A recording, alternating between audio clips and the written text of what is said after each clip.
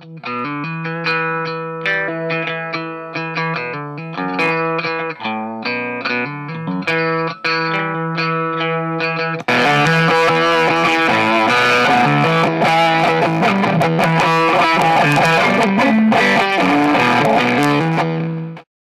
first got an Interfax HP-1 from Jay Tiller, who was at the time was working at a pawn shop in. He's now a sheriff, but at the time he was working at a pawn shop in Milwaukee, and he said, "Yeah, there's this crazy guy here in Milwaukee that used to make sound gear. He has this fuzz pedal called a Harmonic Percolator. You should try it out." So I got one from him. There was one just at the pawn shop, and I got it from him, and I tried it out, and it was super crazy distortion.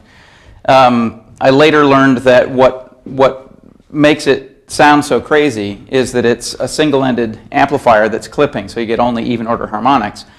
So even at its most extreme, where it's doing the most crazy stuff to the signal, you're not getting quite as much extraneous noise signal. Like a lot of distortions are symmetrical, so that the more clipped they get, the more square the wave gets on both ends.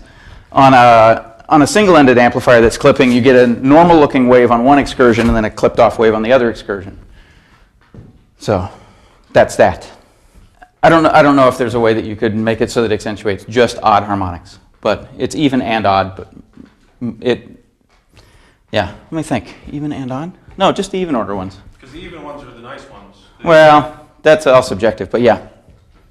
Like there are certain situations where you want it to sound hideous, and there are certain situations where you just want it where you just want the distortion pedal to be doing most of the work for you. That's why I like it. When I use the Harmonic Percolator, it's because I'm too lazy to play the guitar for the next couple of seconds.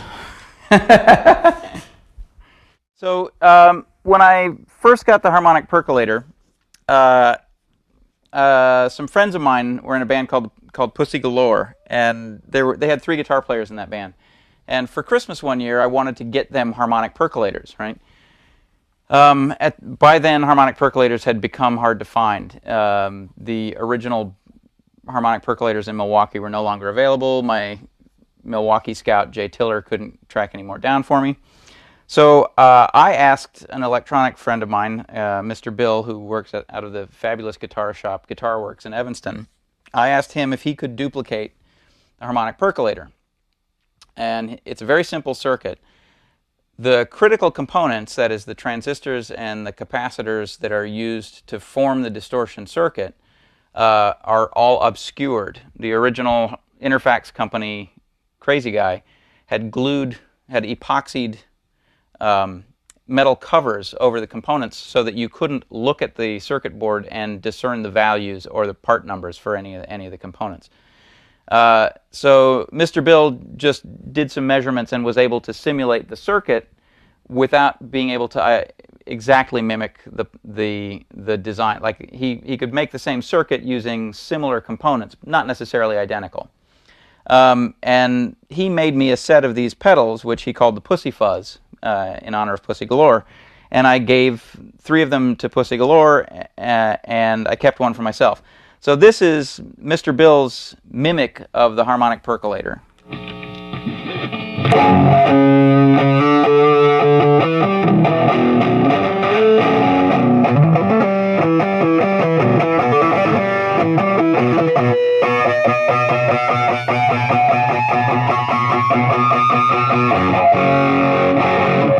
And it's pretty good. The distortion character is very similar. It doesn't have quite the amount of low frequency information that the original harmonic percolator does. It's not quite as haywire in terms of the distortion, but it is lacking the horrible. So if you're interested in having Mr. Bill make one of these for you, you could call the Guitar Works, and he might still have the schematic kicking around. The Guitar Works number is 847-475-0855. How's that, huh? Haven't lost it. Still up there, rattling around like dried beans.